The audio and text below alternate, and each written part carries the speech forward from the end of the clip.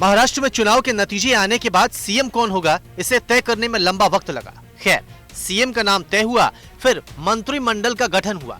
लेकिन इसी मंत्रिमंडल के गठन के बाद अब ऐसा लग रहा है कि महायुति में सब शायद ठीक नहीं है। ये बातें यूं ही नहीं उठ रही है, इसके पीछे वजह है, और वजह भी एक नहीं बल्कि तीन। दरअसल मंत्रिमंडल को लेकर आरपीआई के रामदास आठवले ने नाराजगी जताई है। रामदास आठवले की मांग है कि मंत्रिमंडल में आरपीआई की ओर से 2 मंत्री बनाए जाने चाहिए।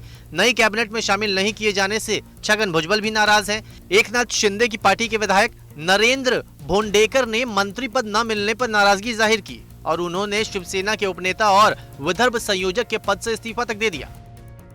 सबसे पहले बात करते हैं रामदास आठवले की, जो पहले सीएम को लेकर हो रही रस्साकसी पर एकनाथ शिंदे को नसीहत दे चुके हैं। महाराष्ट्र मंत्रिमंडल विस्तार को लेकर महायुति में शामिल आरपीआई के अध्यक्ष और केंद्रीय मंत्री रामदास आठवले ने नाराजगी जाहिर की। उन्होंने दावा किया कि चुनाव से पहले कम से कम एक मंत्रालय देने का वादा किया गया था, लेकिन मिला नहीं।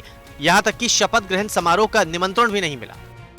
नागपुर में मतलब 41 महायुति के नेताओं का, विधायकों का शपथ ग्रहण समारोह हो रहा है और वहाँ आदरणीय सीएम, डिप्टी सीएम भी वहाँ उसमें मौजूद रहने वाले हैं। लेकिन मैं महायुति का एक मेंबर हूँ, लेकिन मुझे इसका निमंत्रण भी नहीं आया है। मतलब जब चुनाव आता है तो मुझे हर जगह पर ले जाते हैं, लेकिन जब अभी शपथ का टाइम है तो मुझे निमंत्रण भी आया नहीं है।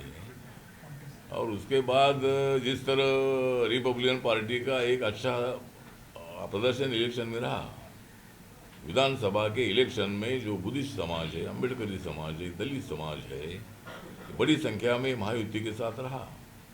लोकसभा में मतलब थोड़ा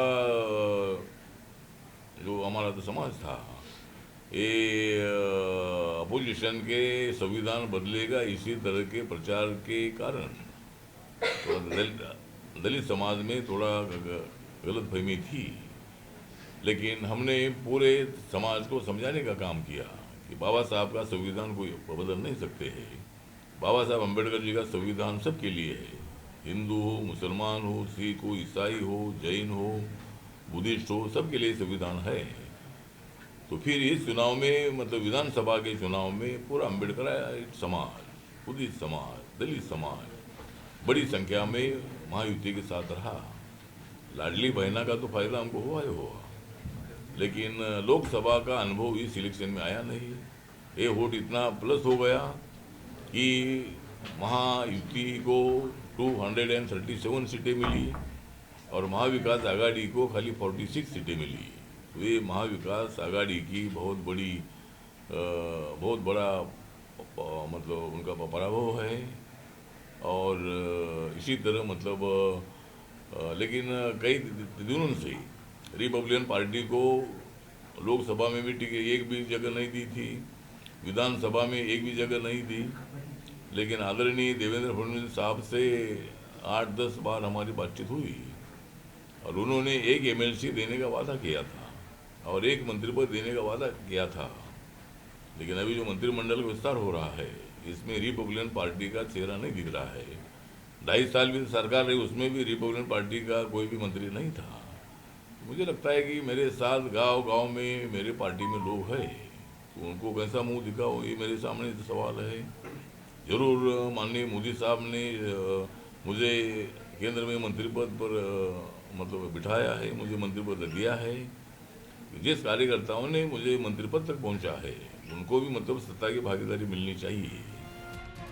महाराष्ट्र के पुराने नेता में से एक छगन भुजबल ने भी नाराजगी जाहिर की है। छगन भुजबल ने नई महायुति सरकार में शामिल नहीं किए जाने पर निराशा जाहिर की है।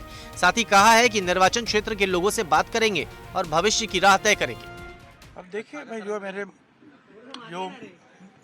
मेरी कॉन्स्टिट्यूंसी मतदार संघ है, वहाँ के मेरे जो लोग हैं जो मेरे पर प्यार करते हैं और इतनी जो है कठिन परिस्थिति में मुझे अच्छी ढंग से जो उन्होंने चुनाया उसके साथ बातचीत करूँगा। मेरी जो समता परिषद है, हमारे जो लोग हैं वो काफ़ी नाराज़ है, क्रोधित भी है, उनके साथ बातचीत करूँगा। आपने कहा कि आप अलग से कोई भूमिका रहेगी, आपकी रहेगी, क्या भूमिका रहेगी?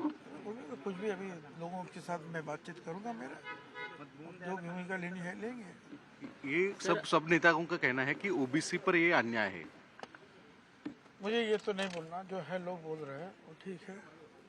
सर लेकिन ओबीसी कंसोलिडेशन इतने बड़े पैमाने पर हुआ जिसको लेकर महायुति को इतनी बड़ी जीत मिली, बावजूद उसके ऐसा क्यों हुआ कि एकनाथ मतलब खुद छगन भुजबल मंत्रिमंडल में नहीं है?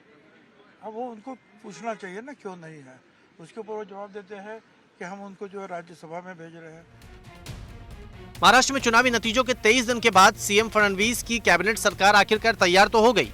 15 दिसंबर को नई कैबिनेट के मंत्रियों ने शपथ ग्रहण तो कर ली, लेकिन इसी बीच अब विरोध के सुर भी उठने लगे हैं।